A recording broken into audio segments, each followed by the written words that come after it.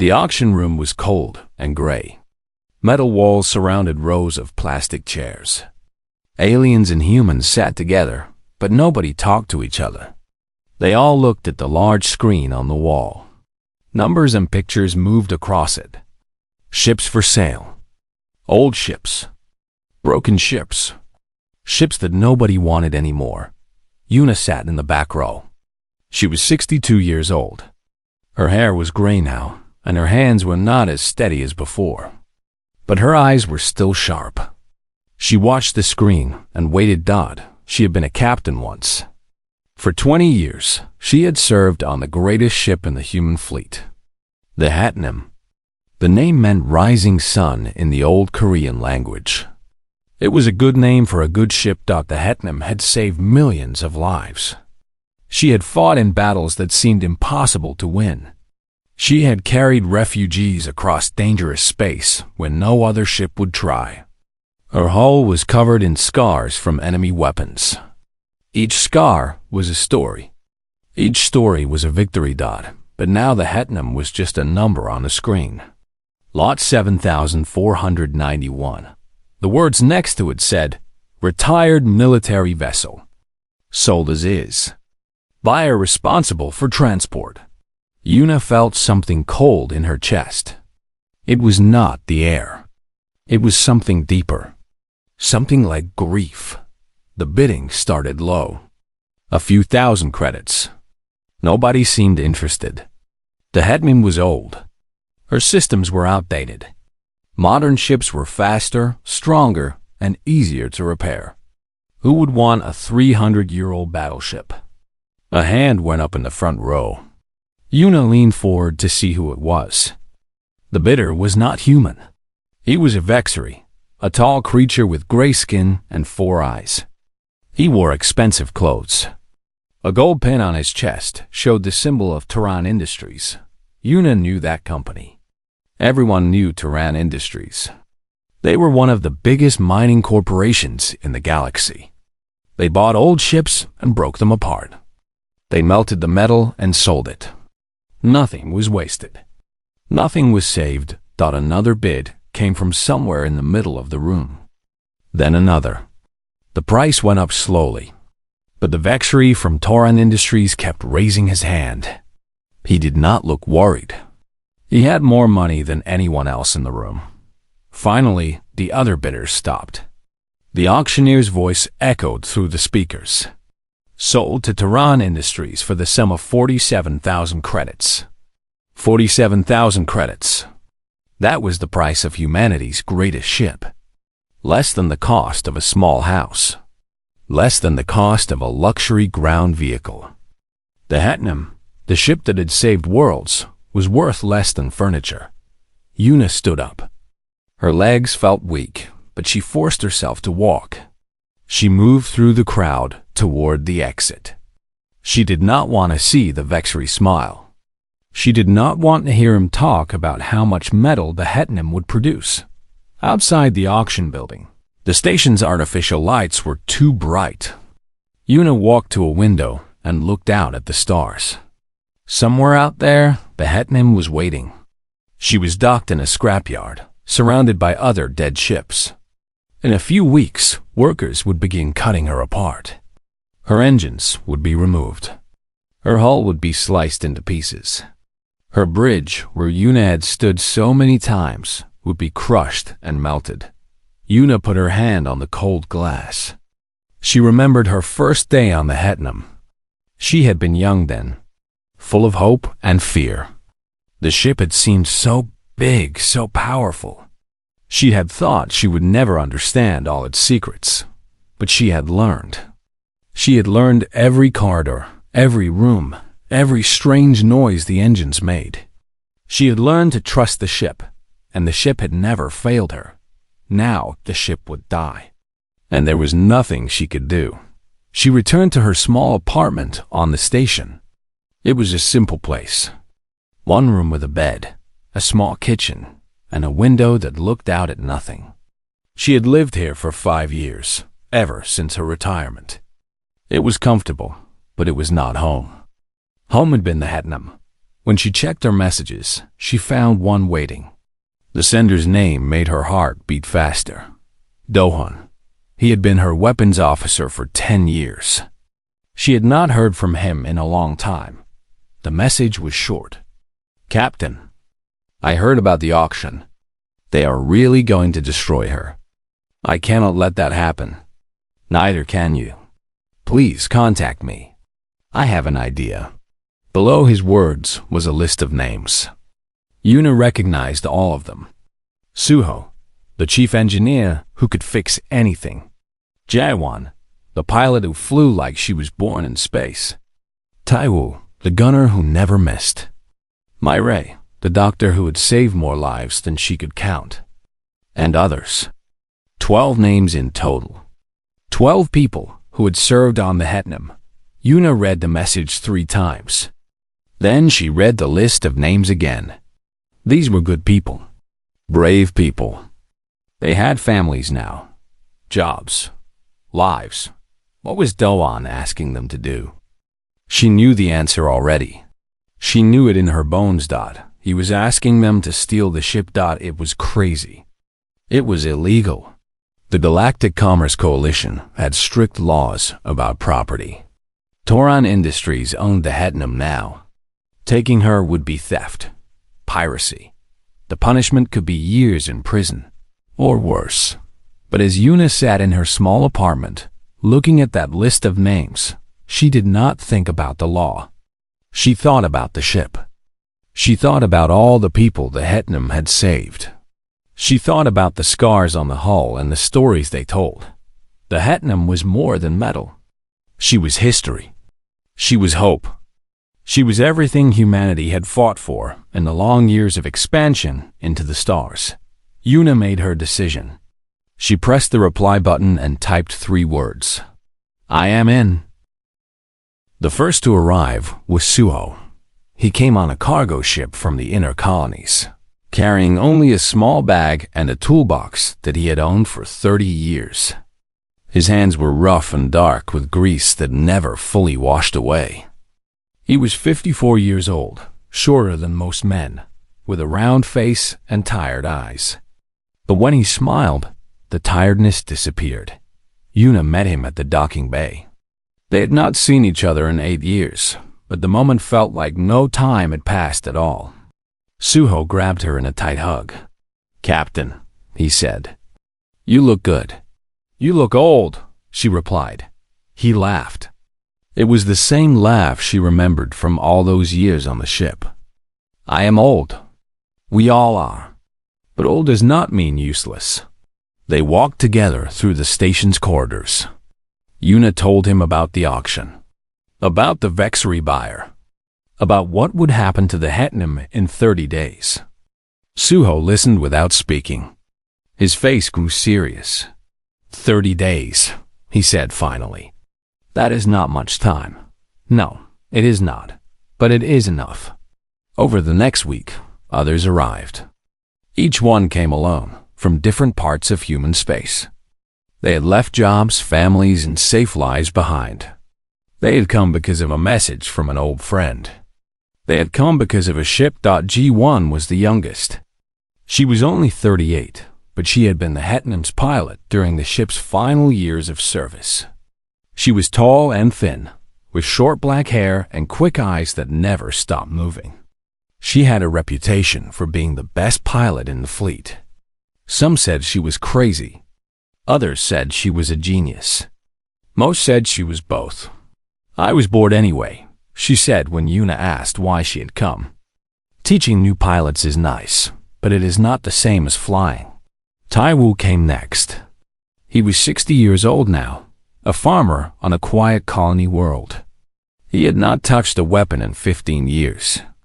But he brought something with him. A small toy model of the Hetnam, made of cheap plastic. His grandson had given it to him. The boy loves that ship, Taiwu said, looking at the model in his hands. He asked me to tell him stories about it every night. How can I tell him that they melted her into mining equipment? Dr. Mireille arrived from Earth. She had become an important doctor at a big hospital. She made good money. She had a nice apartment and many friends, but she left all of it without hesitation. Some things matter more than comfort, she said simply. Others followed. Yoonji, who had handled communications, now worked as a translator for alien diplomats. Hyok, the navigator, had become a teacher of mathematics. Sangwoo, the security chief, ran a small security company on a colony world. One by one, they came. 12 people, connected by memory and loyalty. They met in a rented cargo bay on the station. The room was cold and empty, except for some old crates and a table that Suho had found somewhere. Yuna stood at one end of the table, looking at the faces of her old crew. "Thank you all for coming," she said. "I know this was not easy. Some of you traveled very far. Some of you left important things behind. But I think we all know why we are here." She paused. The room was silent. The Hetnam is going to be destroyed in less than 30 days.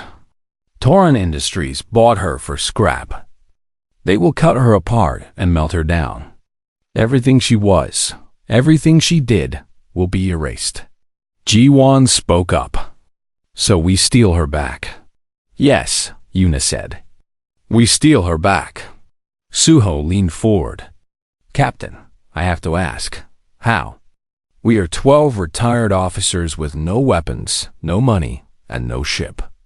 Toran Industries has a private security fleet. Their scrapyard is one of the most protected facilities in the outer reaches. How do we do this?" "I do not know yet," Yuna admitted. "But I know this crew. I know what we can do when we work together. We have done impossible things before." "That was a long time ago," Hyok said quietly.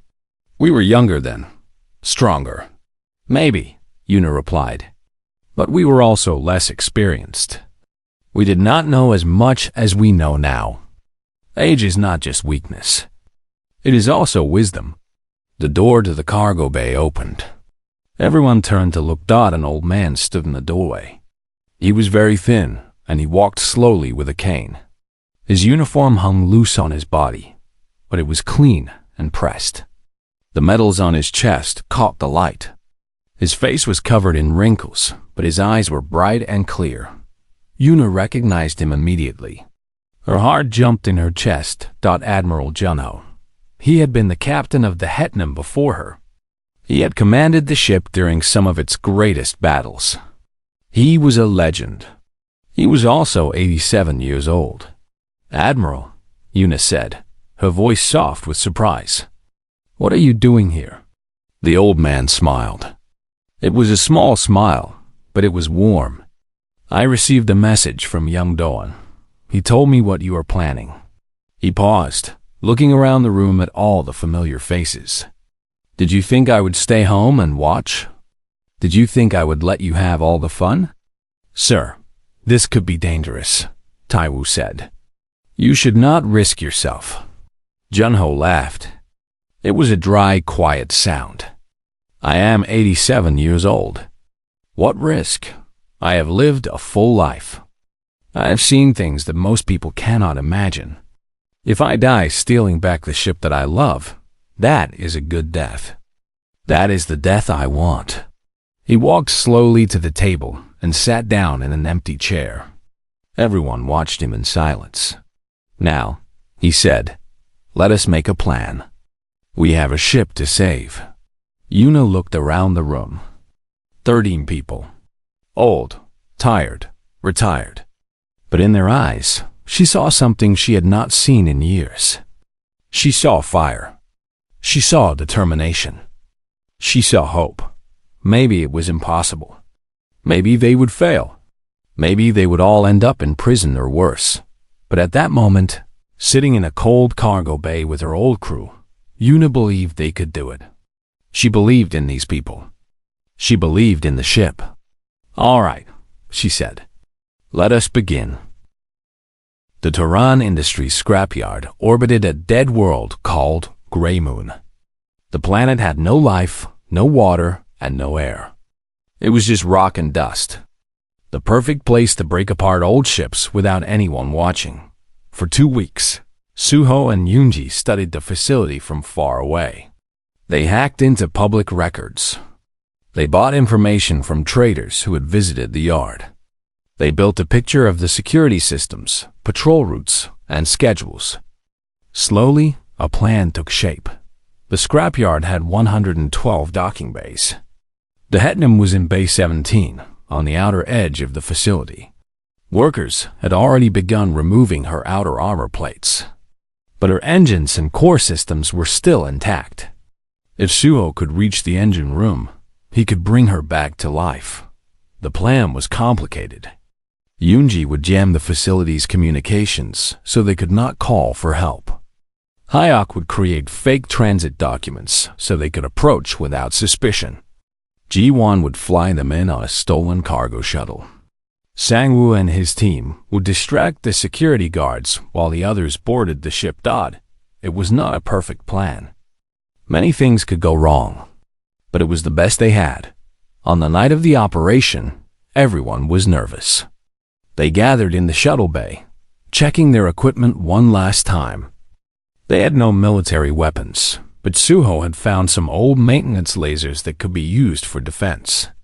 They were not powerful, but they would have to be enough. Yuna stood at the front of the group. "Remember," she said, "we are not here to hurt anyone. We are here to take back our ship. If you can avoid a fight, avoid it. If you cannot, do what you must. But try to keep everyone alive. Them and us." They boarded the shuttle. Ji-won sat in the pilot's seat, her hands moving quickly over the controls. The shuttle was old and ugly, but she had spent 3 days learning every part of it. She knew its limits, and she knew how to push past them. "Everyone ready?" she asked. "Ready," came the reply from multiple voices. The shuttle lifted off. Through the windows, Yuna watched the station grow smaller behind them. Ahead, the darkness of space waited. Somewhere in that darkness was the Hetnam. The approach went smoothly at first. Hyok's fake documents worked perfectly. The scrapyard's automated systems accepted them as a legitimate cargo delivery. Ji-won guided the shuttle past rows of dead ships, their hulls dark and silent. Then Yuna saw her. The Hetnam floated in Bay 17, held in place by massive clamps. Her hull was damaged. Large pieces of armor were missing, exposing the metal skeleton beneath. Cables hung from open hatches. She looked broken. She looked dead, but to Yuna she was still beautiful. "There she is," Dohon said quietly. "Let us bring her home," Taiwoo replied. Ji-won docked the shuttle next to the Hetnam's cargo bay entrance. The team moved quickly, floating through the zero gravity of the scrapyard. Suho headed straight for the engine room with 2 helpers. Sang-woo took his team to the security station. Yuna, Doan, and the others made their way to the bridge. For a few minutes, everything went according to plan. Then the alarm started. Red lights flashed everywhere. Sirens screamed through the corridors.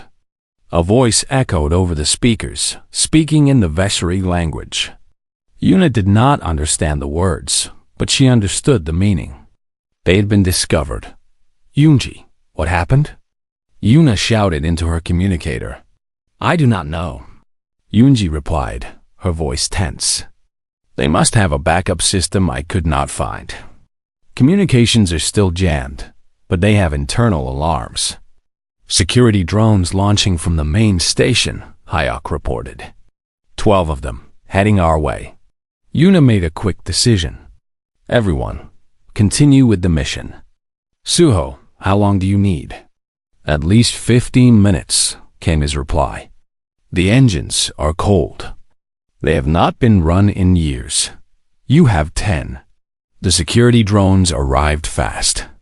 They were small machines, armed with stun weapons and sensors. Not deadly, but dangerous enough to stop them." Sang-woo's team tried to hold them back at the cargo bay entrance. Taiwoo had not fired a weapon in 15 years. But muscle memory is a strange thing. His hands remembered what his mind had forgotten. He picked up a maintenance laser and shot down the first drone with a single perfect blast. Then another. Then another. Not bad for a farmer, Jiwan said, grinning. The cows on my farm move faster than these things, Taiwu replied. But more drones kept coming. The team was pushed back step by step deeper into the ship. Yuna reached the bridge and found it dark and cold. The consoles were dead. The view screen was blank. It felt like standing in a tomb. Suho, we are on the bridge, she said. We need power. Working on it, Captain. His voice was strained. She could hear him struggling with something heavy. The main reactor is offline. I am trying to restart it manually. A drone broke through Sangwoo's line and flew into the bridge. Yuna dove behind a console as it fired. The stun blast hit the wall behind her, leaving a black mark on the metal. Dr. Mirai appeared from nowhere. She had found a fire extinguisher somewhere and used it like a weapon, spraying the drone's sensors. The machine spun wildly, blinded, and crashed into the ceiling. Daohan finished it with a laser shot. Thank you, Yuna said. You can thank me after we escape. Mirai replied. In the engine room, Suho stood before the heart of the Hetnam. The main reactor was a massive cylinder of metal and light, now dark and silent. He had worked on this reactor for 20 years. He had rebuilt it, repaired it, cursed at it, and loved it. It had never failed him. Please, he thought. One more time. His hands moved over the manual controls. He bypassed damaged circuits. He rerouted power from emergency batteries. He did things that no manual would ever recommend. Things that only someone who knew this specific machine could do. The reactor made a sound. A low hum, like a sleeping giant starting to wake. Come on, Suho whispered. Come on, old girl. The hum grew louder. Lights flickered on the control panels. Then, with a roar that Suho felt in his chest, the reactor came fully alive. Power flooded through the ship. On the bridge, the consoles lit up. The view screen activated, showing the stars outside. The Hetnam was waking up. We have power, Suho shouted over the communicator. Engines are coming online now. Yuna smiled. It was a fierce smile, full of hope and determination. Ji-wan, get to the pilot's seat. Everyone else, prepare for departure. She sat down in the captain's chair. It felt right. It felt like coming home. We are leaving. The Hetnam broke free from the docking clamps with a sound like thunder. Metal screamed against metal as the old ship pulled herself loose. Pieces of scaffolding fell away into the darkness. The scrapyard workers ran for cover as the legendary battleship roared back to life. On the bridge, Ji-wan's hands danced across the controls. Her eyes were fixed on the view screen, watching the obstacles ahead. The scrapyard was a maze of dead ships, floating debris, and support structures. One wrong move could end their escape before it began. Hang on, everyone, she called out. This is going to be rough. The Hetnam tilted hard to the left, avoiding a massive cargo container. Then she dove down, passing under the skeleton of an old cruiser. Ji-wan moved the ship like it was part of her own body, feeling every vibration, every shake, every complaint from the damaged hull behind them. Alarms were spreading across the facility. Emergency lights painted everything in red. And in the distance, ships were launching from the main security station. We have company, Doham reported from the weapons console. 6 fast attack ships, Tehran Industry Security Fleet. They will reach us in 4 minutes. Can we fight them? Yuna asked. Our weapons are mostly offline. Taiwu, what do we have? Taiwu was already checking the systems. His face was grim. 2 forward cannons are working. Port batteries are completely destroyed. The main gun was disconnected 20 years ago, Yuna said. Standard procedure when a ship is retired. I reconnected it. Suho's voice came over the communication system, tired but proud. Last night. It was not easy. The power connections were badly damaged. It might work. It might explode. I do not know. Yuna almost laughed. Of course, Suho had reconnected the main gun. He could never leave anything broken. The Hetnam cleared the scrapyard and accelerated into open space. But the security ships were faster. They gained ground quickly, their sleek modern hulls cutting through the void like knives. Incoming fire, Ayok warned. Plasma bolts streaked past the view screen, missing by meters. Jiwan pushed the engines harder, and the ship groaned in protest. Warning lights flashed on every console. Hull breach on Deck 7, Yunji reported. Losing atmosphere. I am sealing the section now. Engine 3 is overheating, Suho added. I am trying to cool it down, but the system is damaged. Jiwan, set course for the Boundary Nebula, Yuna ordered. It is our best chance. The Boundary Nebula was a massive cloud of gas and dust, famous for being impossible to navigate. Sensors did not work properly inside it. Modern navigation computers refused to enter because the risk was too high. But old pilots like Jiwan had learned to fly there by instinct, reading the patterns of the gas and trusting their feelings. The nebula? Jiwan grinned. Captain, I like how you think. Another plasma bolt hit the ship. The impact shook everyone on the bridge. Sparks flew from a damaged console. Dr. Myre quickly put out a small fire with her hands. They are getting closer, Dohan said. Weapons range in 30 seconds. Taiwu, can you slow them down? The old gunner nodded. His hands moved to the firing controls. The forward cannons had not been used in years, but they responded to his touch like old friends. The first shot missed. The second was closer. The third hit the lead security ship directly, disabling its engines. The ship spun away, out of control. Good shot, Yuna said. I am just warming up, Taiwu replied. But there were still 5 ships chasing them. And the Hetnam was hurt. Every minute brought new damage reports. Corridors were filling with smoke. Power was failing in multiple sections. The old ship was falling apart. Admiral Junho sat quietly in a corner of the bridge, watching everything with calm eyes. He had seen many battles in his long life. He had felt defeat and victory. He knew the difference.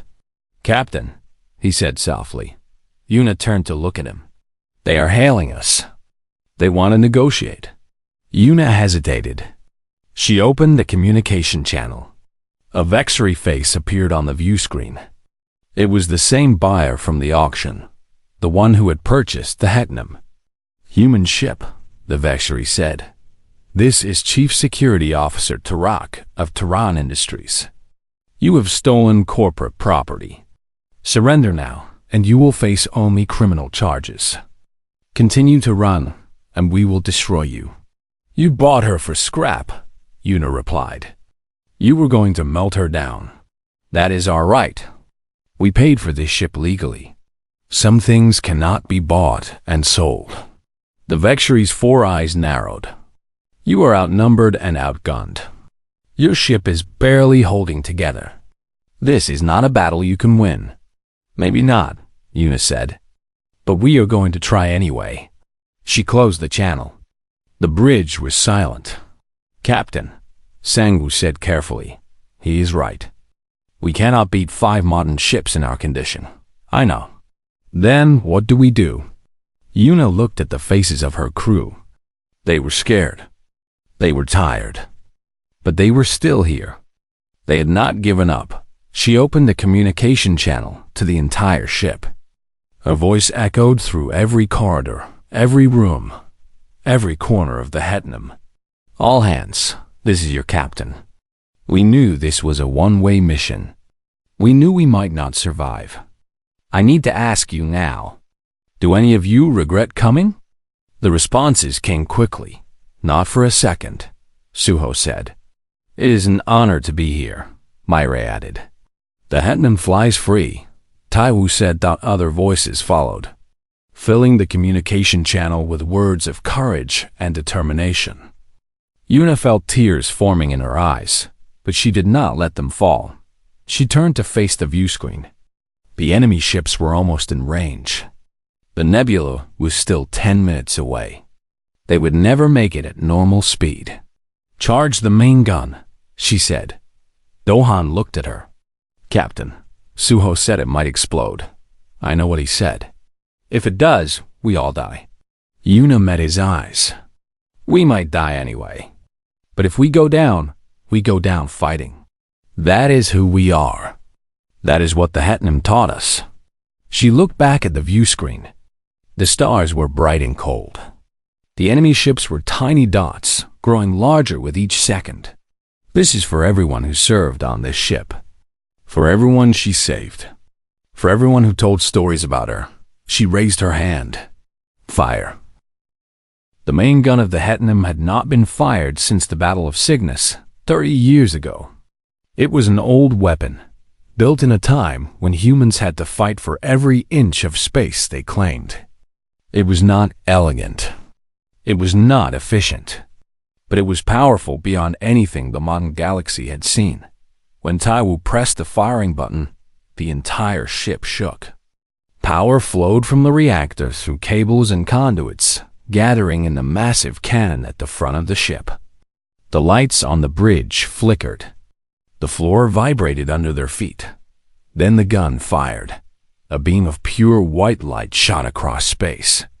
It was so bright that the view screen went dark for a moment, protecting their eyes. When the image returned, the lead Tehran security ship was gone. Not damaged. Not disabled. Gone. The weapon had cut through it like it was made of paper. The other enemy ships scattered in panic. They had never seen anything like this. Their modern weapons and shields meant nothing against the old human battleship. Direct hit, Dohan reported, his voice full of wonder. Target destroyed. Gun is overheating, Suho warned. We cannot fire again for at least 20 minutes. We do not need to, Yuna said. Jiwan, get us into that nebula. Now. The Hetnam turned toward the Boundary Nebula. Her engines burned brighter than they had in decades, pushing her forward with everything they had. The remaining Tehran ships tried to follow, but they kept their distance now. They had seen what the main gun could do. They were afraid. The nebula grew larger on the view screen. Pink and gold clouds of gas swirled in patterns that no computer could predict. Electromagnetic storms flickered inside like lightning in a cosmic thunderstorm. Ships that entered the Boundary Nebula often never came out. Navigation is offline, Hayok reported. Sensors are starting to fail. We are flying blind. I do not need sensors, Jiwan said. Her eyes were half closed, her hands light on the controls. I can feel it. They entered the nebula. The view screen turned into a wall of color. Pink, gold, blue, purple. The ship rocked as unseen forces pushed against their hull. Warning alarms screamed, but Yuna ordered them silenced. They needed to concentrate. G1 flew by instinct alone. She felt the currents of gas and energy, reading them like a sailor reads the wind. She turned left when she felt danger on the right. She dove down when something told her the path ahead was blocked. It was not science. It was something older. Something more human. Behind them, the Tehran ships tried to follow. Their navigation computers showed only errors and warnings. Their sensors gave conflicting information. One ship flew too close to an electromagnetic storm and lost all power, drifting helplessly into the depths of the nebula. Another turned back, its captain deciding that no amount of money was worth this risk. The chase continued for hours. The Hetnam moved deeper and deeper into the nebula, becoming harder to find with each passing minute. Her old hull absorbed the radiation in ways that modern ships could not. Her simple systems were less affected by the electromagnetic interference. Finally, the last Tehran ship gave up. The security fleet had lost 3 vessels and found nothing. They reported to their commanders that the Hetnam had been destroyed inside the nebula. There was no point in searching further, but the Hetnam was not destroyed. Deep in the heart of the Boundary Nebula, where no one had ever gone before, the old battleship drifted silently. Her crew gathered on the bridge, exhausted but alive. Outside the view screen, the nebula glowed with colors that had no names. "We made it," Yunji said, her voice barely a whisper. "For now," Yuna replied. She looked around at her crew, at these amazing people who had risked everything for a ship. "We cannot go back. You understand that, right? The Galactic Commerce Coalition will declare us criminals. We will be hunted." "We knew that when we started," Suho said. "None of us expected to go home." Admiral Junho stood up slowly from his chair. He was tired, more tired than he had ever been. But his eyes were bright with something that looked like joy. "We are not criminals," he said. "We are the crew of the Hetnam. This ship is our home. It always has been." The others nodded. No one disagreed. In the weeks that followed, they made the nebula their base. Suho worked constantly, repairing the damage from the chase. Taiwu restored more weapons. Mireille set up a medical bay using supplies they had brought. Slowly, the Hetnam became strong again. And then the stories began. A colony on the edge of human space was attacked by raiders. The colony was small and poor, with no fleet to protect them. They prepared for the worst, but then a ship appeared from nowhere. An old battleship covered in scars, flying a flag that had not been seen in decades. The ship drove off the raiders with a single shot from her main gun, then disappeared before anyone could identify her. The survivors told their story to anyone who would listen. Some believed them, some did not. But the story spread. Other stories followed. A refugee ship about to be captured by pirates. A research station threatened by a corporate fleet. A passenger transport caught in an asteroid field. Each time, when hope seemed lost, the ghost ship appeared. In bars across the galaxy, humans raised their glasses to Captain Yuna and her crew. They did not know if the stories were true. They did not care. What mattered was what the stories meant. That humanity would never give up. That there were still heroes among the stars. That some things were worth more than money, more than law, more than life itself. The Galactic Commerce Coalition searched for the Hetnam for years. They never found her. Officially, she was listed as destroyed. The crew was posthumously charged with piracy and theft. Their names were added to lists of criminals, but the stories never stopped. Somewhere in the endless dark between stars, the Hetnam flew on. Her engines sang with power that Suho had given them. Her guns stood ready, maintained by Taiwu's careful hands.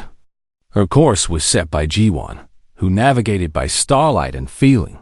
And on the bridge, Captain Yuna sat in her chair and watched the universe pass by. She was older now. Her hair was completely gray. Her bones ached in the morning, but she had never been happier. The ship around her hummed with life. Her crew moved through the corridors, doing their work, telling their jokes, living their lives. They had given up everything to be here, and none of them regretted it. The Hetnam was humanity's ship. She had been built by human hands, commanded by human hearts, and saved by human courage. She was a legend now. She was Hope. And as long as she flew, that hope would never die. Yuna looked out at the stars. Somewhere out there, people were telling stories about the Hetnam. Children were playing with toy models of the ship. Young officers were dreaming of being like her crew. She smiled. "Where to next, Captain?" Jaiwan asked from the pilot's seat. Yuna thought about it. There was always someone who needed help. Always someone who had lost hope. Always a reason to keep flying. "Forward," she said. "Always forward." The Hetnim turned toward the edge of the nebula. Her engines glowed bright, and the legendary ship flew out into the darkness, ready for whatever came next, ready to help, ready to fight, ready to fly forever.